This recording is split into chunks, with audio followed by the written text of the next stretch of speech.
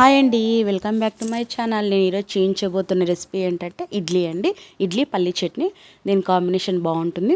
ముందుగా ఒకరోజు ముందు నేను 200 గ్రాముల మినప్పప్పు తీసుకుంటున్నాను. ఇలా తీసుకొని 3 టైమ్స్ కడుక్కొని 5 గంటలు నానపెట్టుకుంటున్నానండి. గుర్తుపెట్టుకోనండి, ఇది 5 గంటలు నానితేనే బాగా ఒదుగుతుంది. తర్వాత ఇంకొక బౌల్ తీసుకొని నేను ఇడ్లీ రవ్వగా ఇలాగే 5 గంటలు నానపెట్టుకుంటున్నానండి. సేమ్ అంతే. నేను ఇక్కడ కేజీ ప్యాకెట్ తీసుకుంటున్నాను. దీనిలో కేజీ ప్యాకెట్లు హాఫే వేస్తున్నానండి, ఎక్కువ వేయడం లేదు. హాఫ్ వేసుకొని ఇది 3 టైమ్స్ కడుక్కొని 5 గంటలు నానపెట్టుకుంటున్నాను. ఇలాగా నేను చూపిస్తున్న విధంగా మీరు నానపెట్టుకోనండి. ఎప్పుడే కానీ రవ్వ పైకి తేలకోకుండా నానపెట్టుకోవాలండి. వాటర్ ఎక్కువ వేయాలి. తర్వాత నేను 5 గంటల నానిన తర్వాత ఒక మిక్సీ జార్లో ఇలాగా రుబ్బుకుంటాను. ఎక్కువ వాటర్ వేయద్దండి.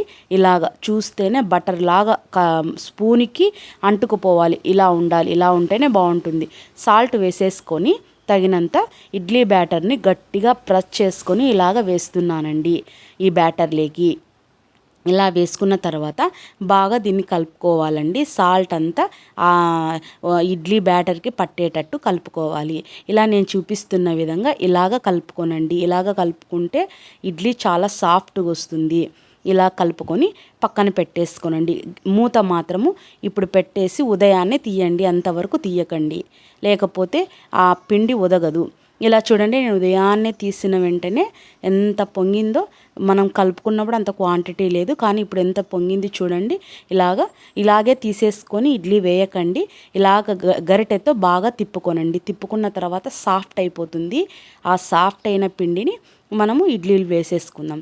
ఒక ఇడ్లీ తీసుకొని ఇడ్లీ పాత్రలో నేను హాఫ్ చెంబు వేస్తున్నానండి. హాఫ్ చెంబు వాటర్లో వేసి కింద స్టీమ్ కోసం ఎక్కువ వేయకండి.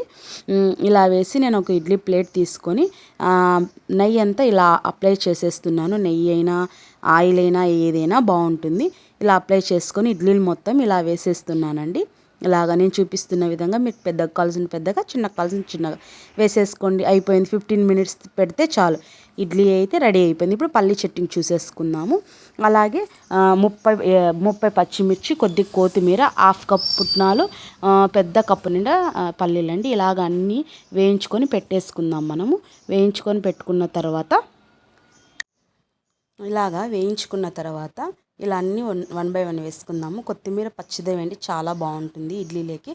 తగినంత సాల్ట్ వేసేసుకొని రుబ్బేసుకుందాము. ఇలా పోపు సిద్ధం చేసేసుకుందామండి. అయిపోయింది. నిజంగా చాలా బాగుంటుంది దీని కాంబినేషన్. ఒకసారి ట్రై చేయండి ఫ్రెండ్స్.